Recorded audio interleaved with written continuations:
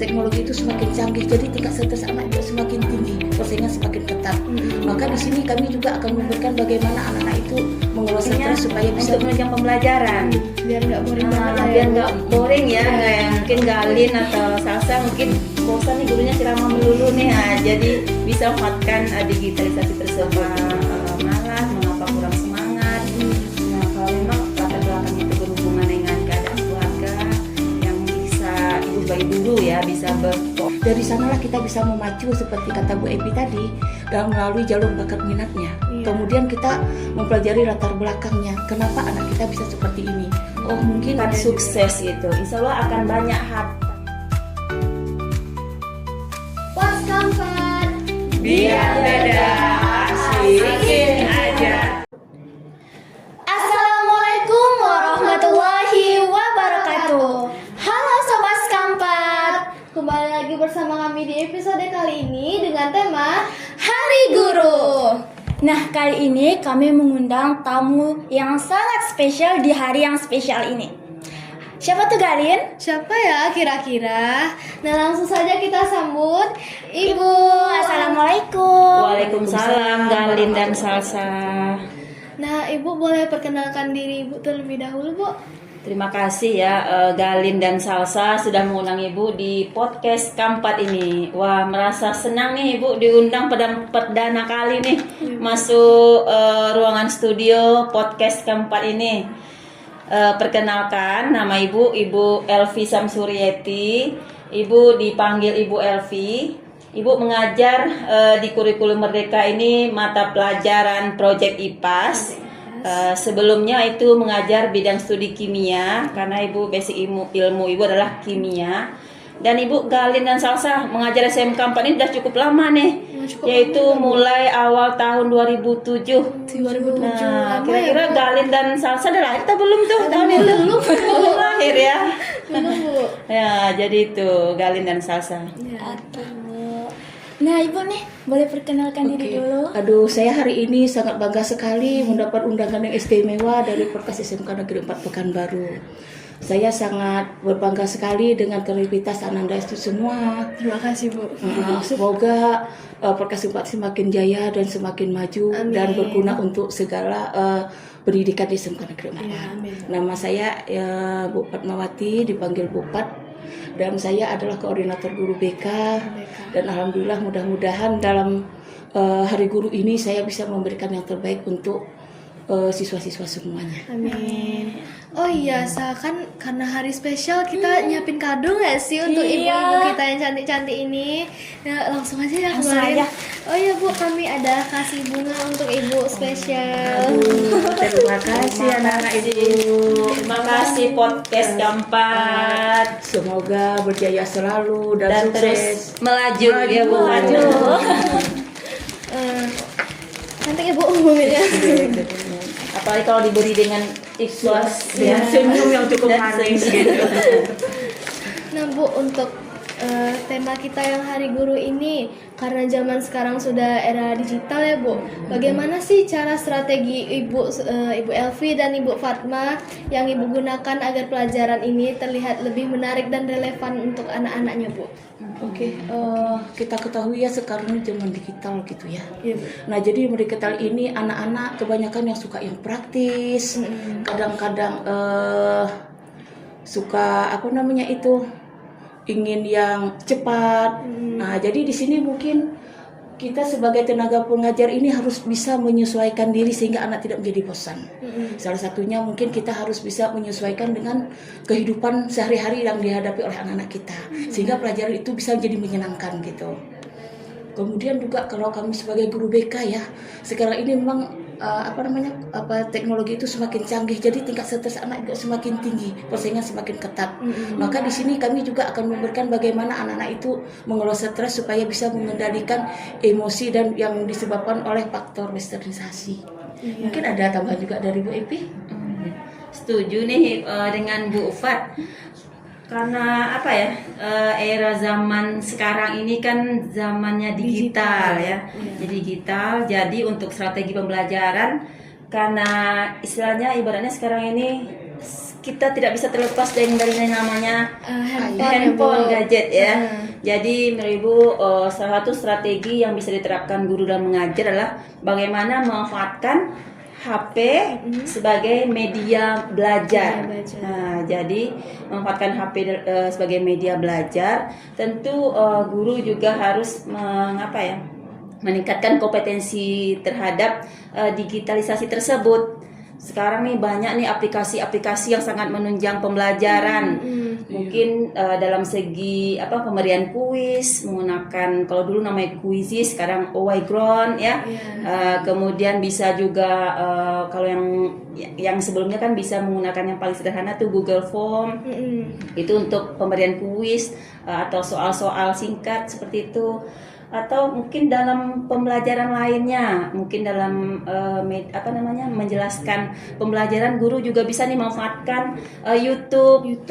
Jadi mungkin murid-murid kita lebih tertarik lagi untuk belajar, maupun aplikasi-aplikasi game, tapi gamenya untuk menunjang pembelajaran. Biar nggak boring banget lah ya, biar Bu. nggak boring ya, nggak yang mungkin Galin atau Salsa mungkin bosan nih gurunya ceramah melulu nih. Jadi bisa manfaatkan digitalisasi tersebut gitu. Jadi intinya bagaimana memanfaatkan teknologi dan pembelajaran sesuai dengan generasi Gen Z sekarang. ya, Bu. Iya. Misalnya mungkin juga mendesain pembelajaran bisa menggunakan Canva yang cukup signifikan, sekarang sangat membantu. Juga dengan metode AI, bukan program AI itu kan bisa sangat. Tapi di sini kita juga perlu menyaring, tidak semua harus copy paste, tapi kita saring sesuai dengan pengetahuan, kemudian aturan, kemudian juga hukum adat kita dalam membuat suatu pembelajaran. Iya. Benar nih, AI itu bikin ya salah satu mungkin kekurangannya tuh ya. Kalau gurunya tidak update juga, jadi bisa aja jawaban Kecolongan. Iya, kecolongan. Dikira nih pintar kali nih siswanya jawab. Padahal itu Dari asli AI ya, dari semua. AI. Jadi gitu. memang harus juga bisa kita Milih istilahnya, memilah, gitu. iya, boleh menggunakan AI tersebut, tapi harus direvisi, diedit evaluasi gitu. Nah, karena gitu tuh kan Bu, berarti menurut Ibu bagaimana cara menemukan motivasi kembali untuk, kan tadi dengan kita menonton entah video dari YouTube gitu kan, cara memotivasi agar mereka tuh tetap tidak malas gitu Ibu untuk masalah belajar. Terima kasih Salsa. Iya, Ibu juga merasakan ngajar di kelas ya. Sekarang kita sudah memanfaatkan teknologi, sudah menggunakan aplikasi dan sudah menggunakan untuk menjelaskan konten pembelajaran menggunakan video YouTube juga. Tapi ada juga nih murid-murid yang malas, kadang tidur di belakang, ya kan? Iya, ada juga nih yang nggak tertarik. Sebenarnya nih, sampai hari ini sih masih PR juga bagi Ibu, masih tantangan juga bagi Ibu gitu. Cuma mungkin salah satu cara yang bisa Ibu lakukan adalah tentu memberikan pendekatan kepada murid-murid tersebut gitu. Karena kita tahu ya latar belakang murid-murid di SMK 4 Pekanbaru itu berbeda-beda. Ada mungkin yang malamnya bekerja, ada mungkin yang memang motivasinya kurang itu karena memang keadaan keluarganya juga, kita nggak tahu kan latar belakangnya kan macam-macam nih. Tapi ada juga murid tersebut yang memang karena malas, artinya karena udah kecanduan game mungkin ya. Jadinya mungkin keasikan main game malam sehingga di kelasnya jadi ngantuk, bosan ya. Jadi salah satu cara yang bisa Ibu terapkan lah, biasanya Ibu melakukan pendekatan kepada murid tersebut dan Ibu tanya alasannya mengapa malas, mengapa kurang semangat. Nah, kalau memang latar belakangnya itu berhubungan dengan keadaan keluarga, yang bisa Ibu sebagai guru ya bisa berkoordinasi juga dengan guru BK, dengan wali kelas untuk hal-hal tersebut itu. Tapi kalau permasalahan untuk meningkatkan motivasi ini masih bisa Ibu berikan solusi secara pribadi, Ibu akan memberikan kepada murid tersebut. Jadi dan bisa juga dengan pembelajaran yang berdiferensiasi gitu. Kadang-kadang mungkin diferensiasi itu maksud adalah pembelajaran yang sesuai minat dan bakat murid. Mungkin ya kita kalau memberikan anggaplah seorang guru ya, memberikan tugas berupa latihan soal dengan hanya menulis. Jadi kadang ibu cara mengerjakan tugasnya itu boleh beragam juga, namanya diferensiasi namanya, sesuai minat dan bakat murid. Salah satunya diferensiasi produk dari tugas yang diberikan guru. Nah, murid yang sukanya menggambar boleh kok berupa gambar membuat tugasnya nih gitu.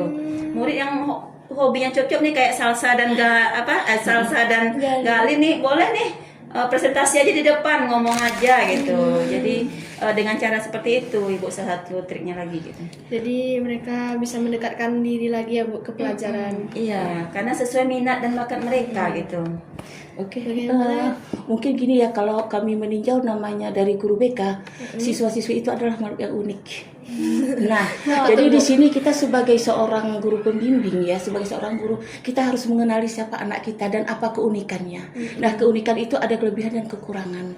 Dari sanalah kita bisa memacu seperti kata Bu Epi tadi, dan melalui jalur bakat minatnya. Kemudian kita mempelajari latar belakangnya, kenapa anak kita bisa seperti ini. Oh, mungkin seperti ini ada yang hobi bidang seni, ada bidang ini. Nah, jadi kita tinggal mengarahkan. Seperti contoh kita kan di SMK ini kan ada program minimal BMW. Iya Bu.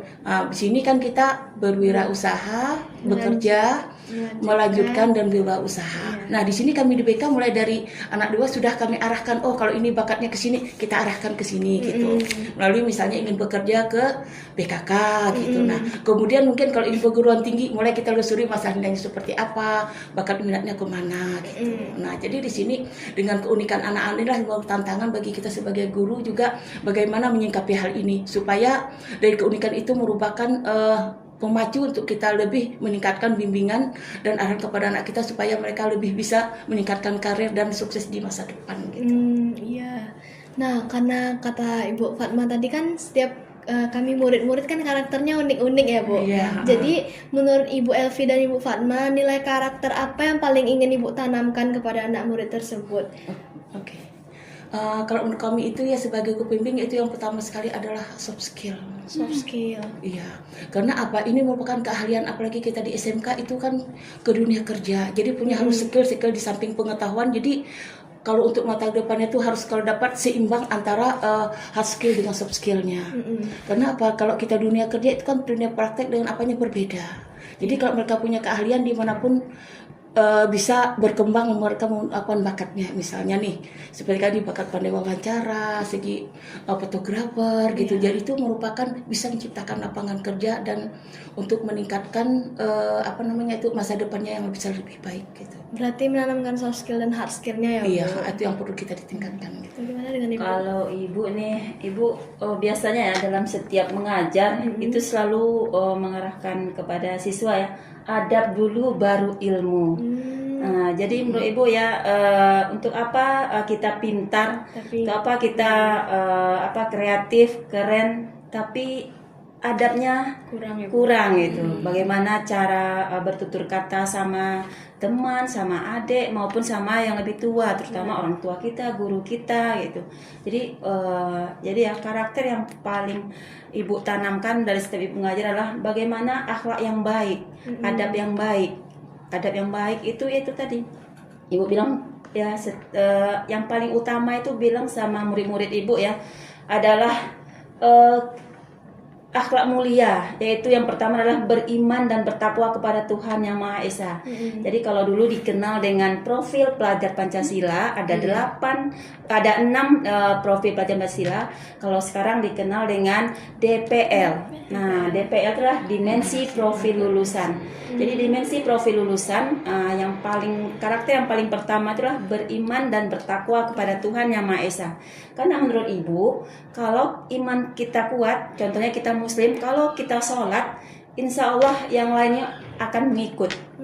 Pasti kalau kita berakhlak mulia, anak yang berakhlak mulia, anak yang beriman, insya Allah akan pintar. Karena anak yang berakhlak mulia, yang beriman akan rajin belajar, akan bersikap yang baik. Jadi kalau hanya IQ tinggi, memang mungkin bisa sukses ya, tapi suksesnya nggak kekal, nggak abadi. Bagaimana kalau kita lihat di sekarang pemimpin-pemimpin kita istilahnya ada yang baru menjabat sebulan 2 bulan ternyata sudah ditangkap ya kan, udah berbaju kuning ya kan. Nah, jadi menurut Ibu itu yang paling penting yang sebagai generasi muda yang perlu ditaja adalah adab dulu baru ilmu. Karena kalau adab bagus, insya Allah akan sukses itu. Insya Allah akan banyak harta. Karena banyak harta itu relatif ya. Jadi itu, jadi yang Ibu itu yang perlu ditanamkan dulu nilai karakternya. Bagaimana berakhlak mulia tersebut. Gitu. Oke, baik Ibu. Nih kan Ibu dah lama nih ngajar di sekolah ini kan Bu. Dari sekian lama Ibu mengajar, perubahan apa pada siswa yang paling membanggakan bagi Ibu? Duluan? Oke. Ini yang perubahan yang apakan kami sini adalah salah satunya ya perubahan yang kata Ibu Epi tadi, karakter. Misalnya nih karakter pemalas bisa berubah menjadi rajin gitu kan. Nah, kemudian yang pemalas yang suka putus asa tiba-tiba semangat pantang menyerah gitu kan. Nah, itu dia. Kemudian selama ini apabila misalnya dia ada satu masalah dia tiba-tiba putus asa, terus ngamuk tuntut arah, nah dia bisa mengendalikan emosinya gitu. Nah, jadi kami itulah merupakan suatu keberhasilan yang sudah cukup bagus gitu. Kenapa? Anak-anak yang biasanya Mas jadi rajin kan, berusaha, dia pantang menyerah gitu kan. Kemudian atau apabila ada permasalahan dia tahu cara menyelesaikan kemana. Oh, konsultasi mungkin sama guru wali, kita nanti ke guru wali kelas atau ke guru BK-nya. Sehingga apa? Ada masalah tidak dibiarkan begitu aja, tapi dia berusaha merangkul dan menyelesaikan. Sehingga dia tahu apa yang harus dia lakukan gitu. Itu dia kalau menurut kami sebagai guru BK, itulah rasanya yang sangat bangga bagi kami gitu.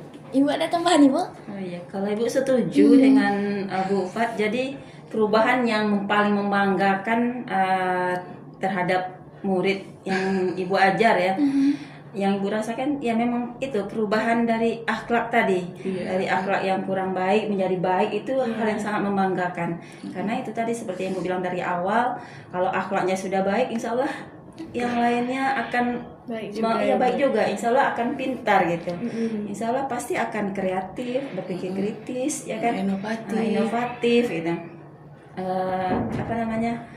Kalau misalnya murid tersebut inovatif tapi tidak diikuti dengan akhlak yang baik, juga apa ya? Kurang ya Bu. Iya, suksesnya tidak seimbang, tidak dari karakter tadi. Ibu itu.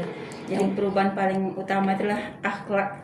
Perubahan akhlak yang kurang baik menjadi lebih baik gitu. Ibarat kata anak itu bersikap mungkin ya sesuai dengan ajaran agama, hukum negara dan hukum adat istiadat.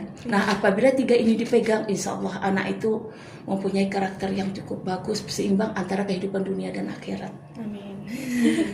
Nah, pertanyaan terakhir nih Bu, karena ini Hari Guru ya Bu, apa harapan Ibu pribadi untuk masa depan pendidikan kita nih?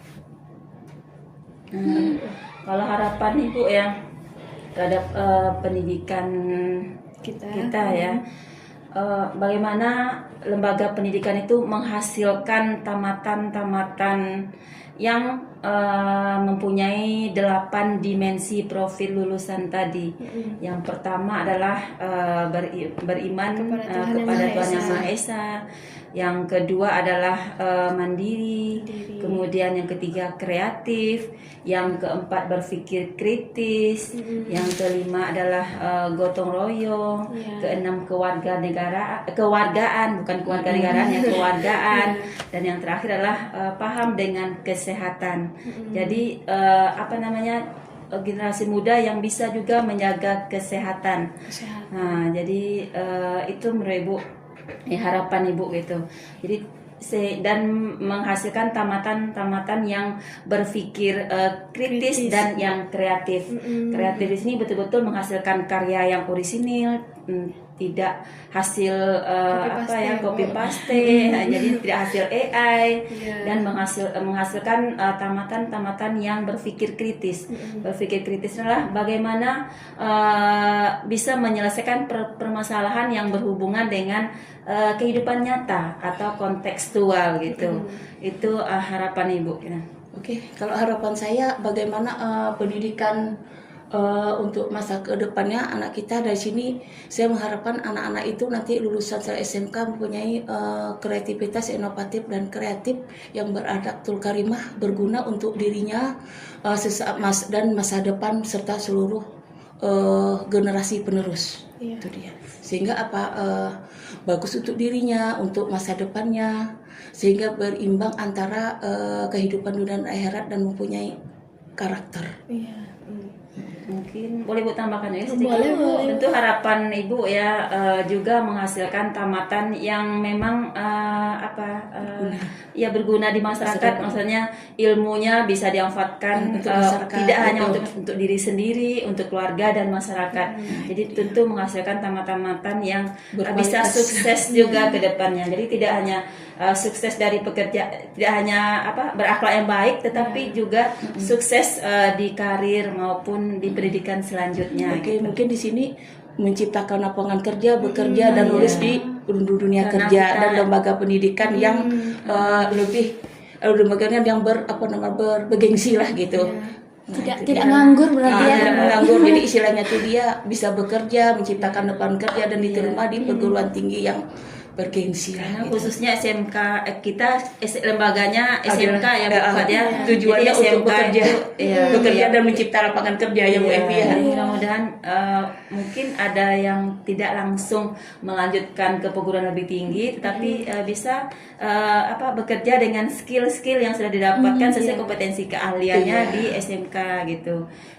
Selain yang dibilang Bu Pat juga mungkin kalau udah sukses nih jadi pengusaha nih kayak Galin DKV ya. Iya, Bu, DKV mungkin bikin studio atau entah percetakan atau mungkin kayak media atau apa kan kalau udah sukses kan jadi pengusaha bisa juga merekrut karyawan ya. Nah gitu. Membuka lapangan kerja, mencipta lapangan kerja gitu. Di samping mungkin sambil kuliah juga kalau udah sukses ya kan. Amin. Nah, itu sama salsa juga gitu. Nah Bu, karena ternyata udah nggak kerasa ya Bu, udah mau habis aja jam kita ngobrol santainya.